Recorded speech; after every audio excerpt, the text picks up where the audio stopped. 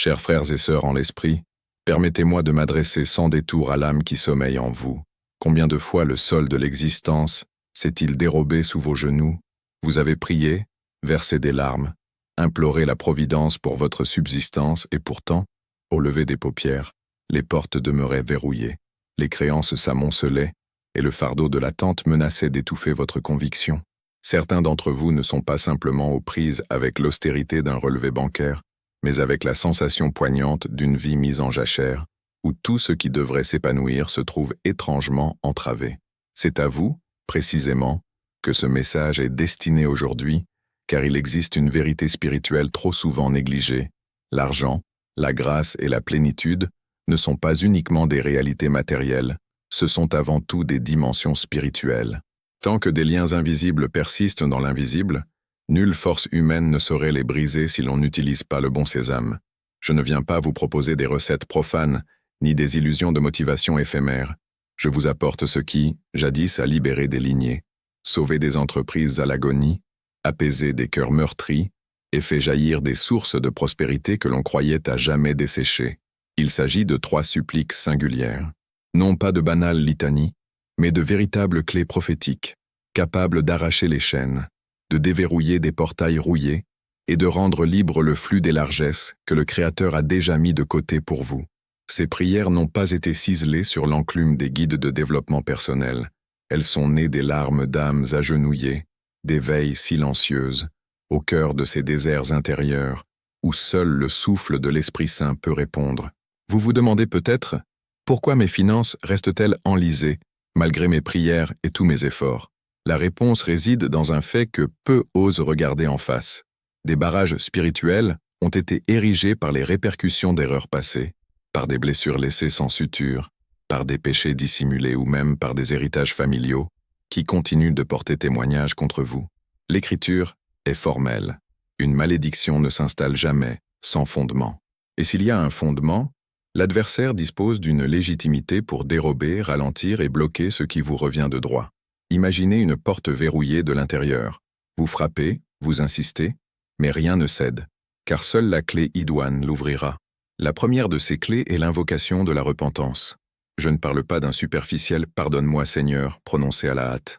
Il s'agit d'une immersion profonde, où vous consentez à ce que l'Esprit sonde vos profondeurs et vous révèle les racines occultes qui maintiennent les liens.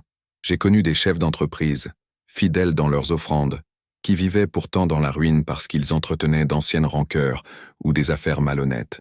J'ai vu des femmes passer des heures en prière sans réponse, car elles maintenaient des accointances secrètes avec des pratiques qui déshonorèrent le Très-Haut. Quand ces personnes ont décidé de s'humilier, de confesser, de dénoncer et de rompre ces pactes impurs, les entraves se sont rompues et les opportunités ont commencé à se manifester. La repentance sincère ne fait pas qu'épurer le passé, elle crée un espace pour la nouveauté divine. C'est là que la promesse prend corps. Lorsque vous vous repentez, le sang du Christ annule l'acte d'accusation. L'ennemi perd toute prérogative sur votre bénédiction, et ce qui semblait figé se met à circuler de nouveau. C'est le mouvement d'une eau retenue qui soudainement découvre une fissure et s'élance avec une vigueur renouvelée. Ainsi, avant toute autre demande, avant de solliciter des marchés, le règlement des dettes ou une promotion, courbez-vous devant le Maître et laissez-le démanteler ces obstacles invisibles. La vraie prospérité naît d'un cœur purifié, et c'est à cette condition que le ciel s'ouvre pour déverser ce qui était déjà préparé pour vous. Mais, mes bien-aimés, la contrition n'est qu'un prélude. Une porte peut être déverrouillée, mais il faut encore la pousser pour qu'elle s'ouvre en grand. C'est ici qu'intervient la deuxième clé, si puissante et si oubliée, la prière d'accord. Il existe une sphère spirituelle qui n'entre en vibration que lorsque 2 ou plusieurs cœurs s'unissent dans la foi. L'Évangile l'affirme sans ambiguïté. Si 2 d'entre vous s'accordent sur la terre pour demander quoi que ce soit, cela leur sera accordé par mon Père qui est aux cieux. Ce n'est pas une figure de style, c'est une loi spirituelle. Quand 2 âmes s'allient dans une foi authentique, le ciel prête une oreille différente, les légions angéliques reçoivent l'ordre de déplacer les murs, et les forces d'opposition ne peuvent tenir bon. Songez à Daniel. Dès le premier instant de sa prière, la réponse avait été envoyée, mais elle fut retenue 21 jours dans les cieux. Cela nous enseigne que votre bénédiction n'est souvent pas refusée, mais qu'elle est en pleine bataille. Le piège, c'est que beaucoup lâchent prise au milieu de cette guerre invisible, ne comprenant pas que leurs suppliques isolées ont leurs limites. Mais par l'accord, quand deux s'unissent d'un seul cœur, la puissance est multipliée. L'Écriture mentionne qu'un seul peut mettre 1 000 en fuite, mais deux en mettront 10 000. Saisissez-vous la portée de cette arithmétique? L'accord spirituel n'additionne pas les forces. Il les met en croissance exponentielle. J'ai vu des résistances s'effondrer en l'espace de quelques heures, lorsque deux personnes ont pris la décision d'aligner leur foi. Une dame de notre assemblée attendait l'officialisation d'un document depuis 7 ans. Aucun juriste n'y parvenait. Elle jeûnait, priait, pleurait, mais rien ne bougeait. Un jour, lors d'un rassemblement, je l'ai invitée à s'unir à un autre frère dans une prière d'unisson. Cette même semaine, le dossier oublié a été paraphé et validé. Ce n'était pas le fruit du hasard, mais l'effet de la puissance de l'unité libérant les anges au combat. L'accord n'est pas le simple fait de répéter « Amen » pendant que vous priez. C'est l'alignement du cœur, de la parole et de l'adhésion. C'est être en résonance avec quelqu'un qui ne doute pas, qui ne porte pas d'incrédulité ou de faute cachée, qui viendrait annuler l'intensité de la supplique. L'harmonie doit être pure, franche et inébranlable. Quand un époux et son épouse prient en accord, quand des frères de foi s'unissent sincèrement, l'atmosphère se modifie. L'adversaire craint les foyers unis, il redoute les communautés qui intercèdent de concert, car il sait qu'aucun rempart ne peut tenir face à l'énergie de l'unisson. Et notez bien ceci, l'accord n'exige pas une proximité physique. Si vous ne pouvez être dans la même pièce, vous pouvez l'être par le verbe, être en esprit d'unité à des milliers de kilomètres. Ce qui importe n'est pas la géographie, mais l'alignement de la foi. J'ai prié une fois en harmonie avec une sœur qui résidait sur un autre continent. Son héritage était bloqué depuis des années. Après 3 jours de prière commune, l'officialisation est arrivée de manière inattendue. La preuve est faite. La puissance n'est pas dans la contiguïté, mais dans l'entente. Comprenez que lorsque vous vous engagez dans cette prière, vous ne faites pas que solliciter. Vous émettez des décrets spirituels. Les anges ne sont pas mus par les émotions ou les larmes. Ils se meuvent par la parole de Dieu déclarée avec foi et cohésion. Chaque fois que deux s'accordent et proclament les promesses divines, c'est comme si le son résonnait dans le monde spirituel et que les séraphins recevaient un ordre d'exécution. Ils accourent, brisent les entraves, récupèrent ce qui était retenu et libèrent ce que l'ennemi confisquait. Par conséquent, ne marchez pas seul. Trouvez une personne de foi, harmonisez votre prière, déclarez la parole ensemble, car lorsque l'accord se réalise, les cieux s'inclinent, la guerre spirituelle est remportée et ce qui était obstrué commence à couler comme jamais. Mes bien-aimés, nous voici parvenus à la 3e clé. Nous avons vu que la repentance fait tomber les chaînes de l'adversaire et que l'accord mobilise des armées d'anges en notre faveur. Mais il existe un niveau supérieur, réservé à ceux qui ont compris que la bouche du croyant n'est pas seulement faite pour demander, mais pour décréter. Cette clé, c'est la prière d'autorité prophétique, celle qui ne se borne pas à supplier, mais qui s'élève pour annoncer la volonté divine avec force et certitude. Jésus n'a jamais dit « Demande à la montagne de s'écarter ». Il a dit « Dis à cette montagne, ôte-toi de là et jette-toi dans la mer ». Ce n'est pas seulement de la poésie, c'est une directive spirituelle. Alors que beaucoup restent figés, implorant, pleurant et attendant, ceux, peu nombreux, qui saisissent l'autorité du Fils de Dieu, commencent à interpeller l'impossible avec une voix de commandement. Quand cela se produit, l'atmosphère se transforme, l'invisible obéit, et ce qui semblait immuable commence à se désintégrer. Je me souviens d'un jeune entrepreneur qui venait à l'église les yeux pleins de détresse. Il avait tout essayé, prié, jeûné, sollicité l'intercession de tous. Mais son entreprise sombrait. Un jour, je lui ai dit « Tu ne dois pas seulement demander, tu dois déclarer. Tu dois t'élever dans la foi et ordonner à ce blocage de tomber. » Il s'est enfermé dans son bureau, a ouvert sa Bible au Deutéronome 28 et s'est mis à proclamer à haute voix qu'il était la tête et non la queue, que la bénédiction du Seigneur accompagnerait ses œuvres, que l'ennemi n'avait plus aucune emprise sur ses affaires. Dans les jours qui suivirent, des contrats suspendus furent validés, des clients disparus réapparurent, et la société connut une renaissance. Ce n'est pas parce qu'il avait pleuré davantage, mais parce qu'il avait déclaré avec une plus grande assurance. L'autorité prophétique n'est pas de l'arrogance, c'est un alignement. Ce n'est pas vous qui imposez votre volonté, c'est vous qui annoncez ce que Dieu a déjà promis. Chaque fois que vous émettez cette parole, le ciel la reconnaît comme loi, les anges la reçoivent comme injonction, et l'enfer s'incline devant elle. Mais pour cela, vous devez y croire de tout votre être.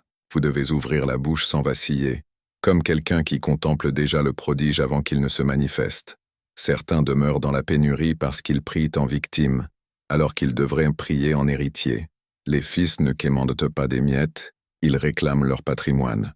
Lorsque vous vous positionnez et décrétez « Mon temps de retard est révolu, mon travail est florissant, mes dettes se volatilisent, ma maison est prospère », vous faites écho au décret du ciel sur la terre. Et quand le ciel et la terre s'accordent, aucune puissance ne peut contrecarrer le miracle.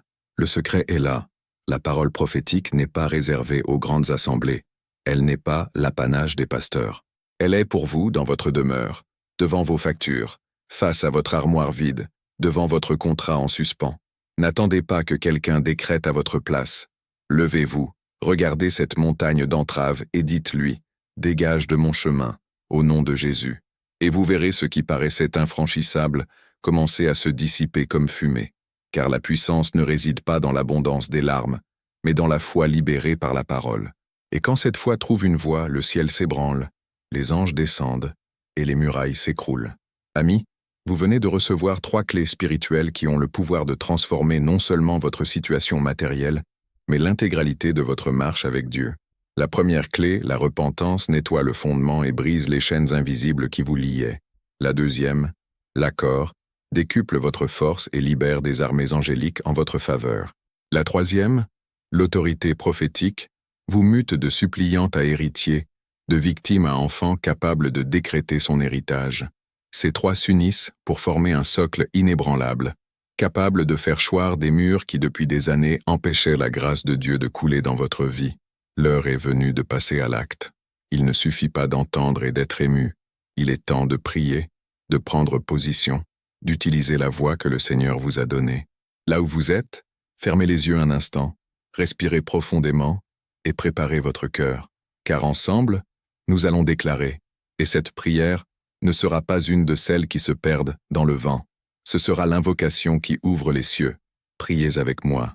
Père bien-aimé, je me place devant ton trône avec humilité. Je reconnais mes faiblesses, j'admets mes fautes, et je demande que le sang de Jésus lave toute accusation portée contre moi. Aujourd'hui, je renonce aux mauvaises alliances, à l'amertume, à la désobéissance, et je déclare que je n'appartiens qu'à toi. Seigneur, je m'unis en accord avec cette parole, et avec tous ceux qui prient avec moi à cet instant. Je proclame que les portes rouillées s'ouvrent, que les chaînes sont rompues, et que les anges du Seigneur sont libérés pour combattre en ma faveur. Je refuse de continuer à vivre dans le retard. Je refuse de vivre dans l'entrave. Par l'autorité du nom de Jésus, je parle à la montagne de la pénurie. Retire-toi de mon chemin. Je décrète l'abondance. Je décrète des contrats validés. Je décrète la santé financière dans mon foyer. Car il est écrit, « L'Éternel est mon berger. Je ne manquerai de rien. » Il en sera ainsi, au nom de Jésus. Amen. Pendant que vous priez, croyez que quelque chose a déjà commencé à se transformer, non pas parce que je le dis, mais parce que la parole de Dieu l'atteste. Le ciel s'est déjà mis en mouvement dans votre direction. Maintenant, gardez votre foi vive, continuez de déclarer chaque jour, continuez de chercher le Seigneur dans la pureté et l'unité, car le même Dieu qui a séparé la mer devant Moïse, le même Dieu qui a envoyé des anges délivrer Pierre de sa geôle, est le Dieu qui libère aujourd'hui votre vie matérielle. Et si cette parole vous a touché, si cette prière a remué votre cœur, écrivez « Amen » dans les commentaires, pour que votre déclaration soit un témoignage public. Partagez ce message avec quelqu'un qui, vous le savez, lutte contre des barrages financiers, car vous pourriez être le pont vers la libération d'une autre existence. Et surtout, abonnez-vous, car de nouvelles paroles de puissance sont à venir, et chacune d'elles pourrait être la clé que vous attendiez tant. Aujourd'hui, l'obstacle a cédé. Aujourd'hui, la chaîne est brisée.